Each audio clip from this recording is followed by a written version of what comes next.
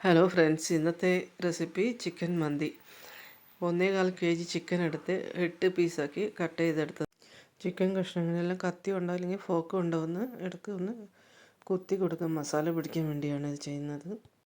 1 table spoon കുരുമുളക്, 3/4 teaspoon ജീരകം, 8 ഗ്രാമ്പു, 8 ഏലക്ക, 2-3 കഷ്ണം പട്ട എന്നിവ എടുത്ത് കല്ലിലിട്ടൊന്ന് ചതച്ച് ചിക്കനിലേക്ക് ചേർക്കുക.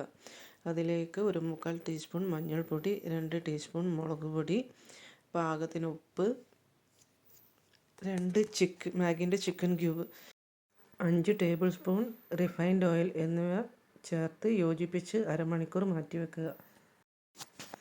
1 kg ബാസ്മതി റൈസ് 3-4 വെള്ളത്തിൽ കഴുകിയതിന് ശേഷം അരമണിക്കൂർ സോക്ക് ചെയ്ത് വെക്കുക.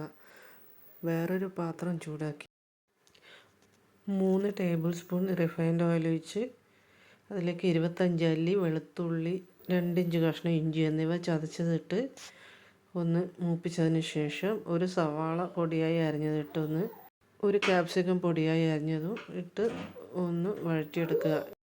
ഇതിലേക്ക് 2 ചിക്കൻ ക്യൂബ് ചേർത്ത് യോജിപ്പിക്കുക. 1 കപ്പ് അരിക്ക് 1.5 കപ്പ് വെള്ളം എന്ന കണക്കിന് എടുത്ത് തിളപ്പിക്കുക. തിളച്ച വെള്ളത്തിലേക്ക് കുതിർത്ത് വെച്ച അരി ചേർത്ത് അരിയിട്ട് നന്നായി തിളച്ച് വരുമ്പോൾ സിമ്മിലിട്ട് വേവിച്ചെടുക്കുക. അത് വേവുമ്പോഴേക്കും വേറൊരു പാത്രം ചൂടാക്കി ഒരു പരന്ന പാത്രം എടുത്ത് അതിലേക്ക് ചിക്കൻ കഷ്ണങ്ങൾ നിരത്തി വെക്കുക. ആ പാത്രത്തിലുള്ള മസാല 2 ടീസ്പൂൺ വെള്ളം ഒഴിച്ച് അതും കൂടെ ചേർത്ത് 5 മിനിറ്റ് അപ്പുറം ഇപ്പുറം ഇട്ട് വേവിച്ചെടുക്കുക. ഇതിലേക്ക് ഒരു ലൈമിൻ്റെ ജ്യൂസും കൂടെ ഒഴിക്കുക. ചിക്കൻ വേവിച്ച അതേ പാത്രത്തിലേക്ക് വെന്ത ചോറിട്ട് നിരത്തി വെച്ച് അതിൻ്റെ മേലെ 5-8 പച്ചമുളക് കുത്തി വെക്കുക. അതിനുശേഷം മൂടി വെച്ച് സിമ്മിലിട്ട് ഒരു 20 മിനിറ്റ് നേരം വേവിച്ചെടുക്കുക. മാറ്റി വെച്ച ഇറച്ചി കഷ്ണങ്ങൾ ഒരു പാനിലിട്ട് ഷാലോ ഫ്രൈ ചെയ്തെടുക്കുക.